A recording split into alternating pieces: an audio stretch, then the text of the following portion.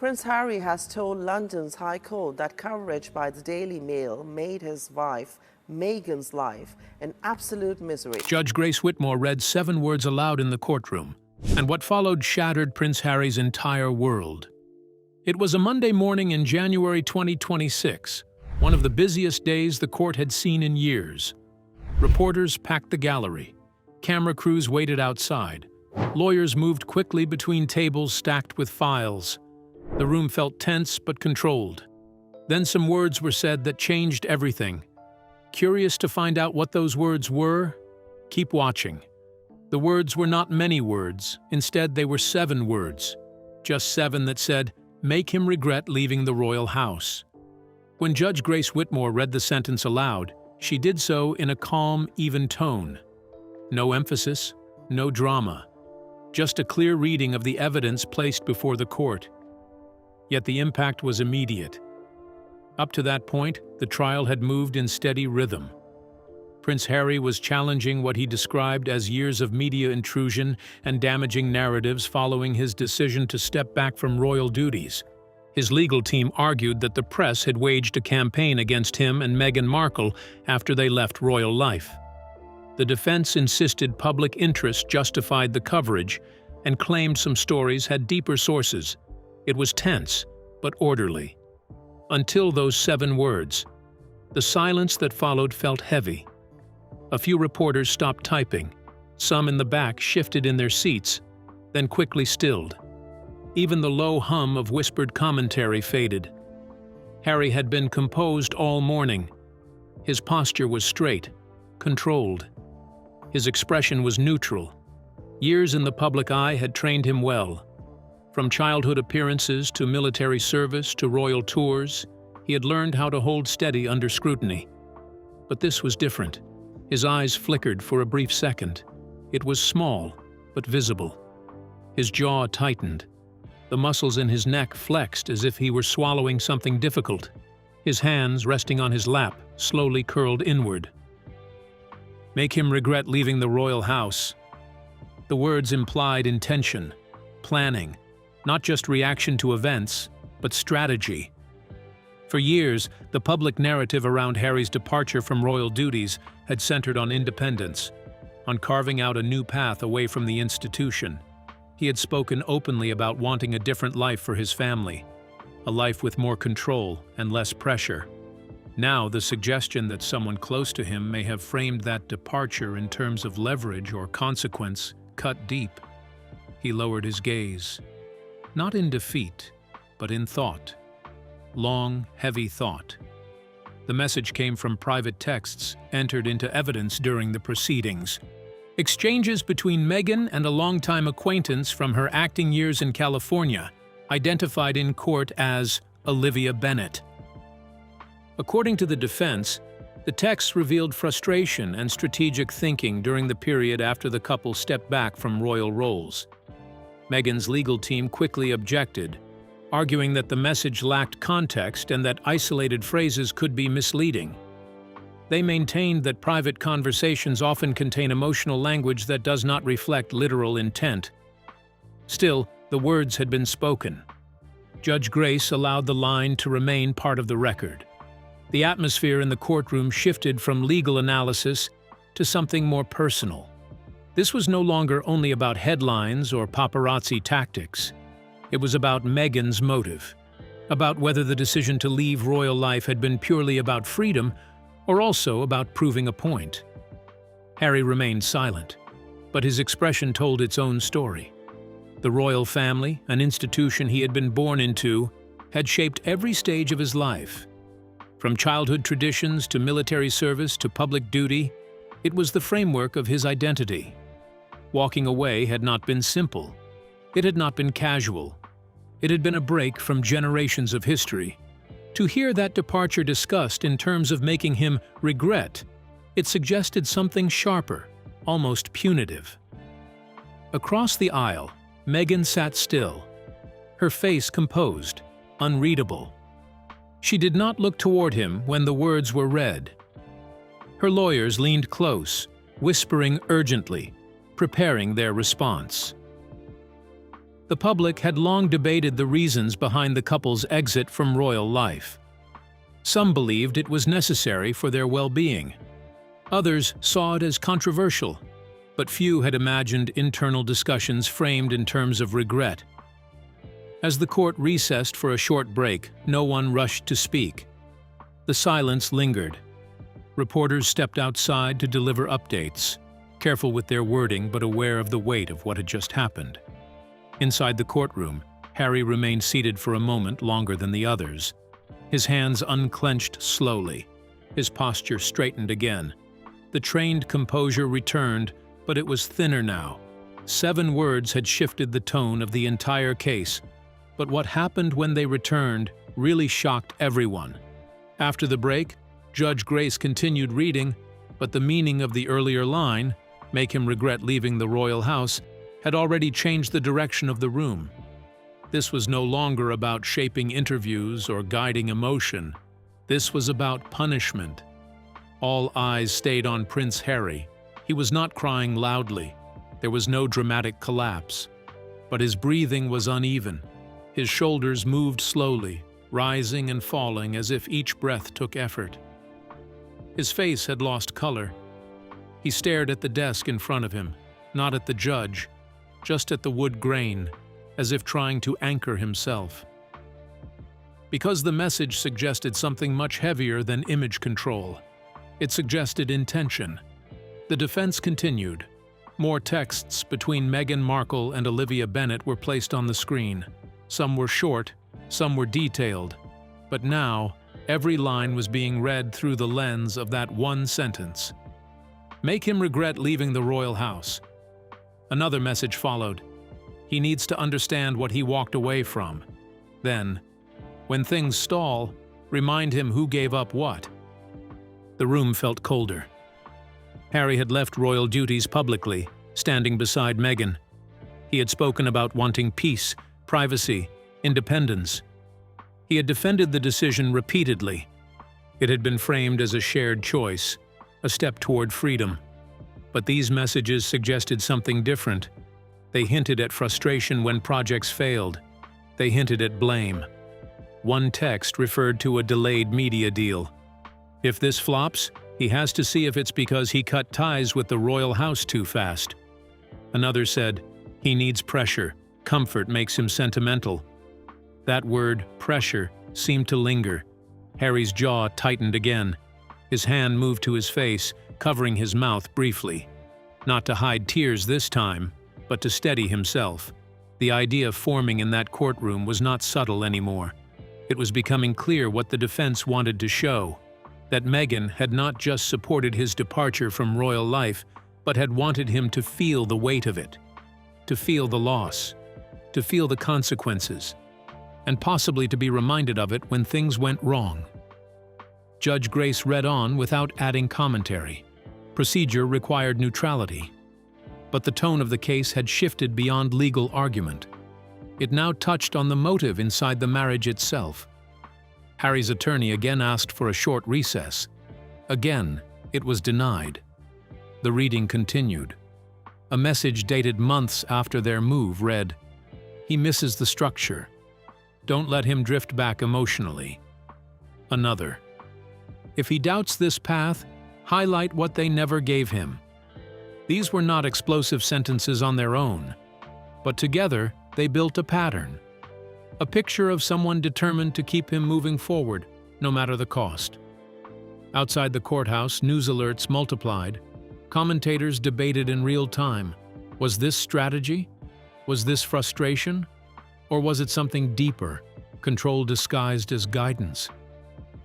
Inside, Harry sat very still. What hurt was not just the suggestion of manipulation. It was the possibility that moments of failure, projects that did not succeed, partnerships that collapsed, public criticism, had been used as reminders of what he left behind. If a deal fell apart, was he told it was because he had severed ties too completely? If public support dropped, was he reminded of the protection he once had? That question hung heavily. One final message from the batch was read aloud. He won't turn back if he feels there's nothing to return to. A murmur passed through the gallery before being silenced. That line carried weight. It implied a strategy not just to move forward, but to burn the bridge behind him. Harry blinked slowly. His eyes were red, but dry now. The earlier tears had stopped. What replaced them was something quieter and harder to read. Not shocked anymore. Not even visible grief. It looked like a realization. Leaving royal life had already cost him family closeness, military roles, and the system he had known since birth. He had accepted that cost publicly. He had said it was worth it. But if his very own wife had pushed that cost further, if setbacks were used as lessons, if doubt was discouraged through pressure, that changes the meaning of everything. This was no longer just about public relations. It was about influence inside a marriage. The defense rested that phase of evidence with one final reminder of the earlier line. Make him regret leaving the royal house. Simple words. Clear intent. As the session ended and the case was adjourned until the following week, Prince Harry stayed in his seat a little longer than the rest. The courtroom slowly cleared around him. His security team remained nearby, waiting without rushing him. His lawyer leaned in and spoke quietly. Harry nodded once in acknowledgement, but he did not reply. By that point, the focus of the case had shifted. It was no longer centered only on media intrusion. It had become a question of judgment and choice, whether the direction his life had taken after leaving royal duties had been entirely his own. And beyond that, whether the person he would return home with had influenced that path in ways he had not fully seen at the time. That was the question he carried with him as he finally stood and walked out of the courtroom. By the time Harry got home, Meghan was already there. She looked calm, her face soft and natural, as if the courtroom messages had been meaningless from the start. Harry paused at the door, taking a moment to steady himself. He tried to compose himself when he saw the children. Archie and Lilibet ran toward him with small, eager smiles, oblivious to the tension hanging over the house. He forced a smile and bent down, scooping Archie into his arms. "Did you have fun at school today?" he asked, keeping his tone light. "Yeah, and we made a rocket in class," Archie replied, his small voice full of excitement. "And Lilibet?" Harry turned to her. "I drew a lion," she said proudly, holding up a slightly messy drawing. Harry nodded, keeping his composure as he knelt beside her to admire the work. They laughed together for a few moments, talking about small things, the playground, new friends, favorite snacks. For a brief moment, the courtroom, the messages, and all the tension melted into the background. Soon, it was time to put the children to bed. As had become tradition in the Sussex household, Harry read the midnight story. His voice carried gently across the room as he narrated the adventures of talking animals and brave heroes. Meanwhile, Meghan quietly tidied the room, arranging toys and checking that clothes were ready for the next day.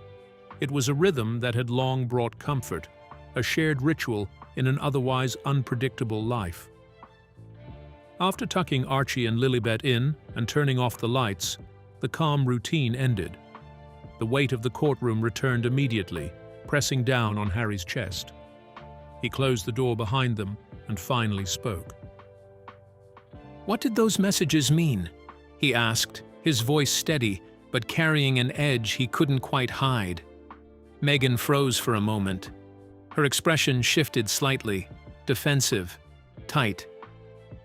"They don't mean what you think," she said quickly, trying to keep her tone casual. "I need to understand," Harry pressed, stepping closer. "They were just words and messages," Meghan continued. "You're reading too much into it." Harry shook his head. "It's not just words. It's the pattern, the timing, the things they said about my life, our decisions, everything." Meghan's shoulders stiffened. "I don't know what else to tell you. You're making this bigger than it is." Frustration bubbled in Harry, but he stayed silent, realizing he wasn't going to get the answers he needed tonight. Meghan turned away, leaving him standing in the room with questions that had no immediate answer. Waiting a full week for court to continue felt unbearable. Harry couldn't stop thinking about the messages, the intentions behind them, and the possibility that some of the failures he had experienced, business projects, investments, or media initiatives, might not have been accidental. That thought was too heavy to ignore. He reached for his phone and called John, an investigator he had worked with during his years in the royal household. John was one of the few people he trusted to look into difficult matters discreetly. After explaining the messages and the courtroom reading, John listened carefully, his voice steady on the other end. "That's a lot," John said finally. "It's serious. I can look into it for you, see what's behind these messages, and check whether there's any evidence linking them to your projects." Harry felt a glimmer of relief. "I just need to know the truth," he said quietly. John confirmed he would investigate thoroughly and promised to keep Harry informed. Over the next 2 days, he dug into records, cross-checked communications, and followed leads relating to business decisions, investments, and media deals that Harry had been involved in since stepping back from royal duties. But what John discovered from his investigation will shock you. 2 days later, just after 8 a.m., Harry had finished dropping the children at school when his phone rang. It was John. "Harry," John said, his tone serious. "I've gone through what you told me. Some of these messages aren't just words, they're directions, and they may explain a lot about your projects that failed after you left the royal house." Harry's stomach tightened. "What do you mean?" he asked. John paused, then spoke slowly, choosing each word carefully. "Harry, some of Meghan's statements, the way she communicated, suggest she may have influenced decisions that directly affected your projects. Not just minor things, major ventures you invested in or spearheaded that failed, deals that collapsed, partnerships that didn't materialize. There's evidence pointing to her involvement, or at least guidance, in ways that weren't obvious to you at the time." Harry felt disbelief rise in his chest. I don't understand. Are you saying she—" "Yes," John said, his tone measured. "I know it's hard to hear. At first, I didn't want to believe it either, but the documentation supports it." He leaned back slightly, thinking carefully. Take the Spotify project, for example. You were counting on that platform to launch several initiatives, podcasts, educational series, and personal development content. Timing was critical. According to my finding, Meghan had advised key partners in private emails to delay approvals, argue over production details, and raise concerns about content direction. It was a small statement, but the effect was real. Deadlines were missed, partnerships weakened, and the launch faltered. It was subtle, no one could pin it as sabotage, but the impact was unmistakable. Harry's hands clenched around the phone. He could feel his chest tighten. "Spotify? All that work? She intentionally?" John nodded. "And that's just one example. The second one is the wellness and lifestyle investment you supported after leaving royal duties. You had brought in a team to create a series of community programs and private events, but the launch kept running into unexpected obstacles. Emails and texts I recovered show that Meghan suggested adjustments to partners that caused key sponsors to withdraw and contracts to stall. In other words, she made sure the project struggled without you knowing why."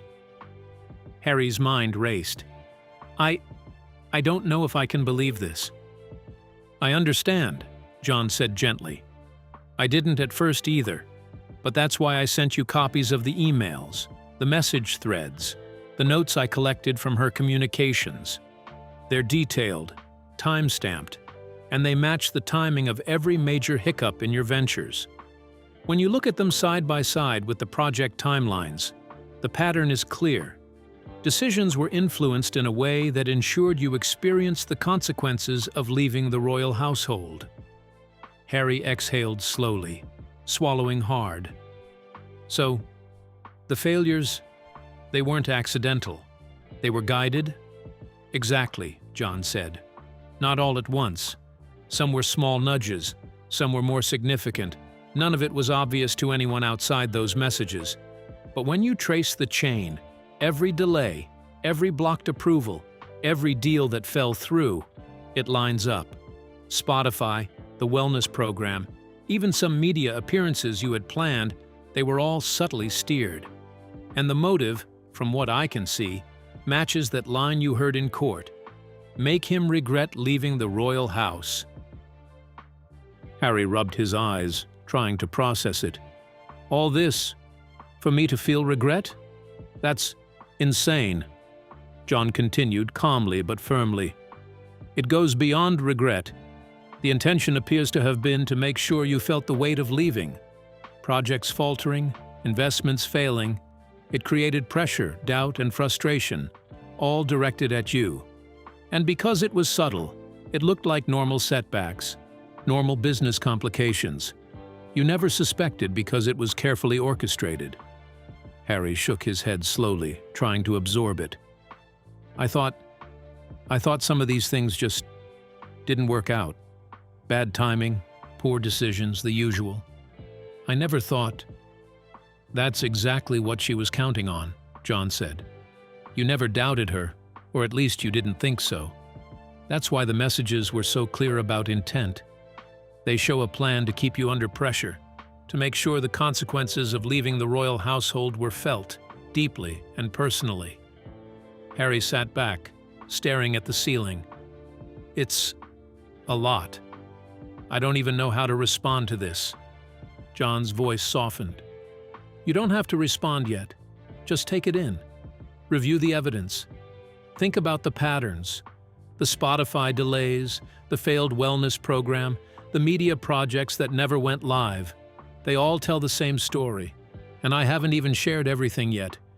But this is enough to understand the scale of influence. Harry leaned forward, gripping the edge of the table. So, everything I thought was a chance, that it just didn't go right. Was it planned? Harry couldn't continue. It was already too much to bear, so he just thanked John and ended the call. After the call, Harry sat down at the kitchen table, his hands gripping the edge. The evidence John sent him was overwhelming. There were messages time-stamped alongside failed projects, emails showing suggestions that shifted decision-making, notes indicating she had advised key partners behind the scenes. Each piece fits together like a puzzle. For the first time, Harry understood the scale. This was no longer about media coverage or miscommunication. It was about influence, control, and intention. The message he had heard in court, "Make him regret leaving the royal house," was no longer just words in a private chat. It had been a plan. A blueprint for outcomes that affected his life, his work, and the direction he had chosen. He leaned back in his chair, staring at the ceiling, the weight of it pressed down, heavier than any courtroom tension. The questions that had haunted him for weeks now had answers, but they brought more pain than relief. And the realization that someone he had trusted, someone he had shared his life with, may have been responsible for so many of his setbacks, made the betrayal sharper than he could have imagined. John's final words over the call stayed with him. "Harry, this isn't easy. It's a lot to take in. But you need to see it clearly before you make any decisions moving forward." Harry nodded slowly, though John could not see him.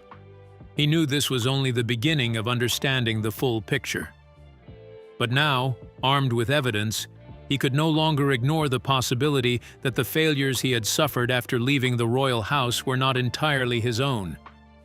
And that truth was far more dangerous than he could have imagined. By the time Meghan returned with the children, it was already 3:30 p.m. Archie and Lilibet had just finished an art project they'd been working on in the living room, colorful, messy, and full of small handprints and paint streaks. Harry knelt to help Lilibet with a stray smear of blue on her cheek, while Archie excitedly explained which rocket part was his favorite. The ordinary warmth of family life clashed sharply with the storm raging in Harry's mind. As soon as the children were settled with snacks and a quiet cartoon, Harry set the evidence packet from John on the kitchen counter. The weight of the manila folder seemed heavier than any courtroom file. Meghan glanced at it, raising an eyebrow, but said nothing. Harry took a deep breath, steadying himself. "Meghan," he began, his voice low but firm, "I need to know everything. The messages, the influence on my projects, the pattern John uncovered. Was this deliberate?" Meghan looked at him for a long moment, her expression unreadable, then slowly leaned against the counter. "You mean the part about regret?" she said casually, as if discussing a minor detail of the day. "Yes, it was deliberate." Harry's chest tightened. "Deliberate? You, Meghan. These were my ventures, my efforts, my life after stepping back from the royal house. Everything, the Spotify project, the wellness initiative, even media deals. Was everything manipulated?" She didn't flinch. Instead, she met his eyes, cold and precise. "I made sure the consequences were felt. The strategy wasn't about hurting you personally. It was to prevent you from ever crawling back. Your royal ties were a threat, to me, to the narrative, to the independence we've built. I had to ensure control of our story, our brand, our life." Harry felt a chill. It wasn't denial. It wasn't an excuse. It was calculated, deliberate, and unflinching. He closed the folder slowly, the evidence inside now a testament to betrayal. Silence filled the room, heavy and suffocating, broken only by the distant sound of the children's laughter from the living area. Now, he faced three stark choices: continue the court proceedings, even though he knew the outcome and the toll it would take; leave Meghan and return to the royal house, fully aware of the fractures that a divided home could bring, yet reclaiming the support, structure, and legacy he had stepped away from; or attempt forgiveness, carrying forward with Meghan despite everything, choosing family unity over confrontation, but never forgetting the scope of manipulation he had endured. Each path was monumental. Each decision would ripple far beyond his personal life. In the royal house, every choice carried weight, scrutiny, and consequence. Every action shaped public perception, influenced traditions, and had the potential to define how millions viewed the family for generations. Harry's hands rested on the counter, gripping the edge. The world would be watching. Every word, every move from here on would matter. And in that moment, it became clear that the next decision he made wouldn't just change his life, it could reshape the legacy of the royal house itself. So, what do you think Harry will do next? Was his situation with Meghan the result of simple misunderstandings and miscommunication? Or was it a calculated strategy to control his life after leaving the royal house? Share your thoughts below. We'd love to hear your take. Remember to like, share, and subscribe for more. Also, click the following video shown on your screen. You will enjoy it.